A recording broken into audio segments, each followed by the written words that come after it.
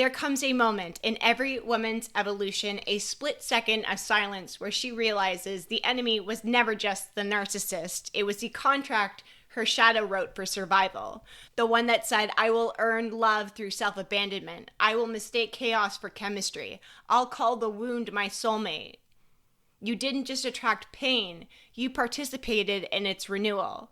Not because you're broken, not because you're weak, because your nervous system was trained to worship what hurt it.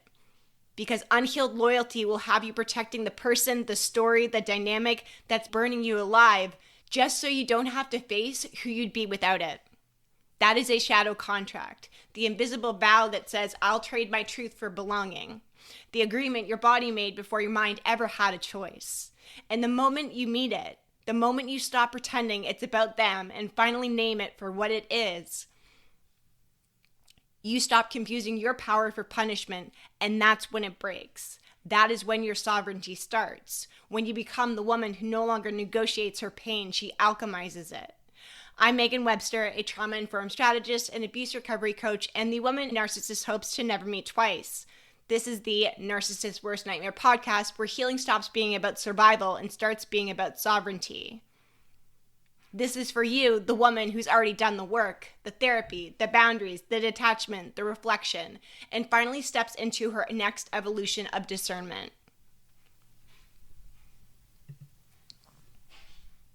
And you stop fearing the fire and start forging yourself in it.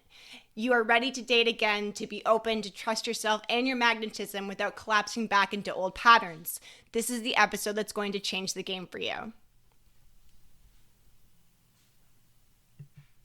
What is a shadow contract really? Your shadow is the part of you that carries everything you repressed to stay loved. It's the desire you were told was too much, the rage you were told was unladylike, the intuition you were told was wrong. It's the versions of you that got exiled so you could survive in someone else's story.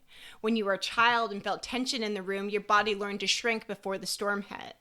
When love felt conditional, you learned to anticipate it, fix it, and perform for it. That is the blueprint that your nervous system still runs on. So the shadow isn't bad. She is certainly efficient. The eternal bodyguard who learned that suppression equals safety, but she doesn't know that the war is over now. The contract itself is the document she still carries, an energetic vow to, I'll sacrifice authenticity for attachment. Every sure that's fine when your gut screamed no. Every I can handle it when you were already exhausted. Every maybe they'll change when you knew for sure they wouldn't. Each of those moments is your signature. It's not on paper. It's written in cortisol, adrenaline, and muscle memory. And until you renegotiate it, your body will keep choosing people who will let you reenact the original scene. That's why women who have done years of healing still feel drawn to men who drip with potential and chaos, because your body thinks that's home. One of my clients did an insane amount of deep work inside of our membership. She faced her trauma, she rebuilt her boundaries, she learned how to hold herself through triggers instead of collapsing in them. By every measure, she was ready, regulated, and super clear. So when she started dating again, she expected to feel different. But the men she attracted were emotionally unavailable, distant, half in, half out types who mirrored the exact patterns she said never again to. And at first she blamed herself. She thought, what's wrong with me? Why do I still pick this? And when we unpacked it, we saw the absolute truth. It wasn't her heart choosing, it was her wiring. Because healing doesn't erase the body's memory overnight. Her nervous system had been conditioned to associate love with intensity, not safety. Her body didn't know how to recognize calm connection as love, peace as boredom, and chaos as chemistry. So the flutter she used to feel and she called butterflies was actually her body bracing for impact. The adrenaline felt like attraction because it was the same chemical rush that once came before abandonment. And that's what most women miss. Your mind can know your worth, but your body still runs on the old code. And until you rewire it, you are going to keep mistaking survival responses for sparks. That's where the Black Cat Academy changed everything for her. Because this is not about becoming harder to love. It's retraining your nervous system to only be open for the energy that can actually hold you. When I say your body doesn't recognize peace as power yet, this is what I mean. Peace feels foreign and chaos feels familiar. So you're unconsciously chasing what matches your nervous system's baseline, not what matches your worth. And that's the first rupture, the gap between you know what you deserve, but you also know what you'll still respond to. And the Black Cat Academy closes that gap by teaching your body to speak a new emotional language. Your shadow is not your enemy. She's your oldest protector, the version of you who learned survival before she learned safety. She's been scanning every room, every tone, every silence since you were young, trying to make sure that you never felt powerless or lost again. But here's the thing, she will replay hell before she risks the unknown of heaven. She mistakes predictability for safety. She confuses control with power. And when she runs your love life, peace will feel like punishment. So when you meet someone who is consistent, calm, and emotionally available, your first thought is going to be, where's the spark? That is not your intuition, that's withdrawal. Your nervous system is detoxing from adrenaline and calling it boredom. You learn to equate intensity with importance. So when someone doesn't make you feel anxious, your body thinks something's wrong. That's why the slow texts to reply feel like rejection. Why the silence sends you spiraling. Why you keep performing, explaining, earning. Because your shadow whispers, if I can just do it right this time, I will finally win love on my terms. It's seductive. It feels like power, but it's actually panic just dressed up. It's control that's designed to install fear. It's not intuition, it's hypervigilance with a makeover. You call it awareness, but it's actually your nervous system on high alert. Here's a deeper truth.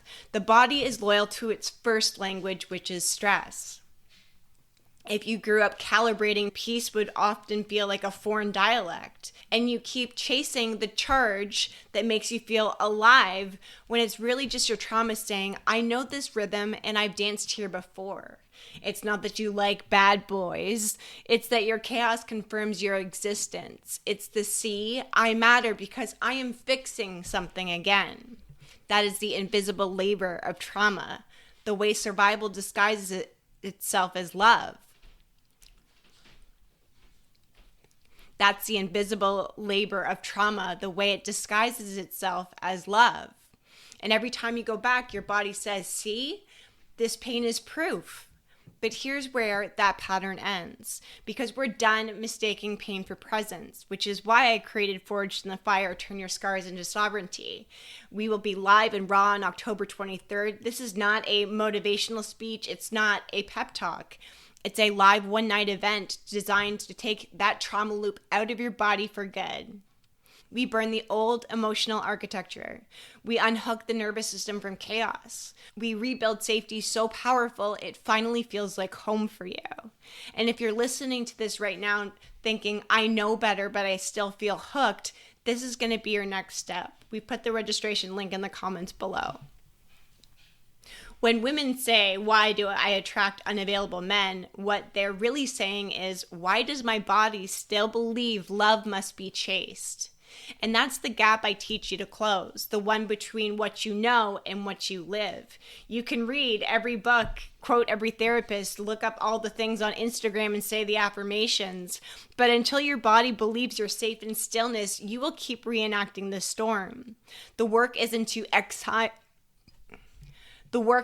abandon the shadow. It's to meet her, thank her, and to retrain her.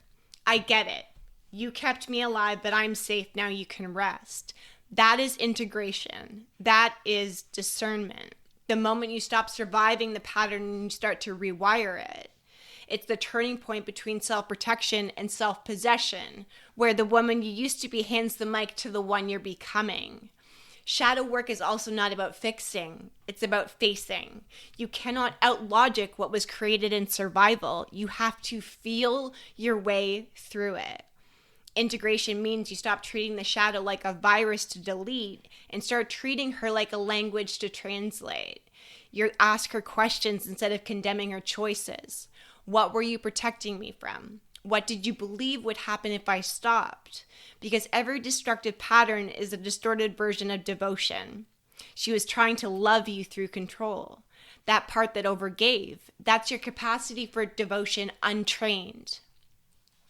The part that tolerated chaos, that's sensitivity unanchored. The part that craved validation, that is your magnetism aimed at mirrors instead of matches. You don't kill the shadow, you promote her. You teach her a new role, a guardian of your discernment. She stops scanning for threats and starts reading energy. She stops performing and starts protecting. The first time I dated after leaving my marriage, I thought I was ready. I told myself I'd done the healing work, that I would never tolerate chaos again. And then I met him. Kind, consistent, emotionally available, said all the right things, the type of man that I would pray would show up in my life. But my body didn't know what to do with that peace. It itched for the chase. It craved a high. It wanted the familiar pull of proving, earning, fixing, justifying. There was nothing wrong with him. He just didn't activate the part of me that once confused adrenaline for connection. So it felt off to me. It was too different and wildly unfamiliar. And I remember sitting and looking at a text from him when he had offered to drop something off because my son and I were sick. And I was like, oh my God, no. I'd owe him. Why is he being so nice? Instead, I took a breath. I sat in the discomfort, I didn't react, and for the first time, I realized I still had a lot of work to do. This man was being nothing but kind, but my shadow was hunting for the drama, the catch, the high and low roller coaster.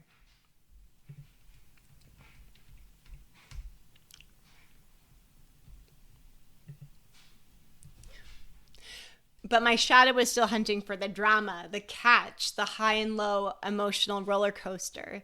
The thing that I swore I didn't want, I still had an attachment to. For me, that was a moment that changed a lot because it was showing me I wasn't broken. I was just detoxing my past.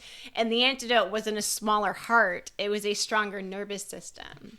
Leaning into feeling deserving of safety, of compassion, of care.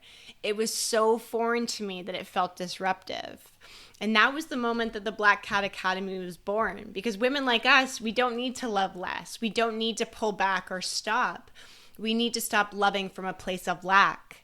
This is the pivot where healing becomes embodiment, where the once anxious woman becomes the observer, where the woman who begged becomes the one who blesses and releases. You stop asking, is this love? And you start asking, does my body feel regulated? You stop labeling chaos as passion, and you start calling it what it is, unresolved pain dressed up as chemistry.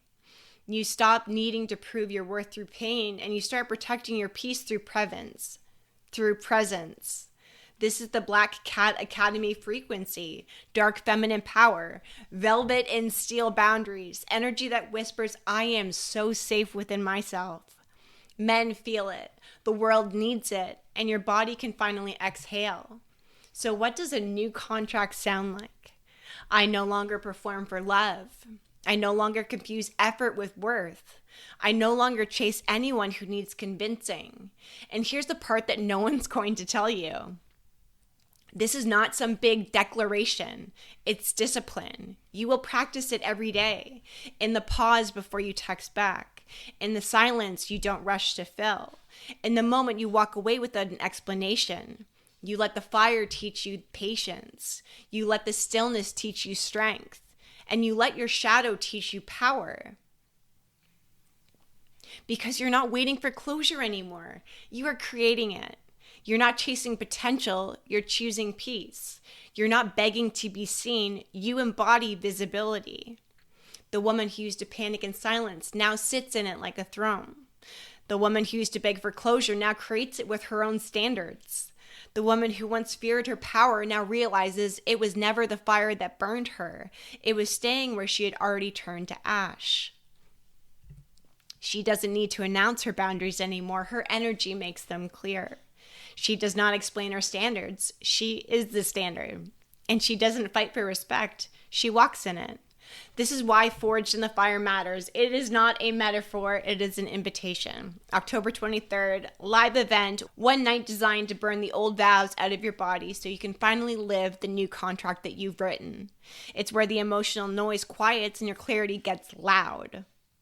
Where the nervous system stops being a battlefield and starts being your compass. You are going to stop waiting for permission to evolve because you remember you were the permission all along. We're going deep into nervous system reprogramming, trauma alchemy, and power reclamation. You will walk out of that room different, grounded, calm, untouchable. Secure your spot now, because once you've done the work, the next time that chaos knocks, your body doesn't flinch, it evaluates. It does not shrink, it studies. It doesn't spiral, it stands tall. And that's what discernment looks like in the body. Steady pulse, slow breath, no urgency to prove, perform, or persuade. This is your new contract, written not in fear but in frequency. Signed without apology and with authority. You get to be the living embodiment of a woman who's walked through the fire, rebuilt her nervous system, and walks through your life untouchable. You're the kind of woman who doesn't beg to be chosen, she simply is. Because you remembered the fire was never meant to destroy you. It was meant to reveal the woman that can walk through it and still rise glowing. If this episode cracks something open in you good, that means there's a part of you that used to settle that just woke the fuck up. Share this with another woman who's done the healing but still feels the pull of her old patterns. Hit follow so you do not miss the next one. Send me a DM on Instagram and tell me what landed for you. And when you're ready to go deeper, join me inside the Black Cat Academy, where women in healing learn to date with discernment, lead with magnetism, weaponize their empathy, and never mistake intensity for intimacy again. This is the Narcissist Worst Nightmare podcast. And remember, your power isn't in who you attract, it's in who you no longer respond to.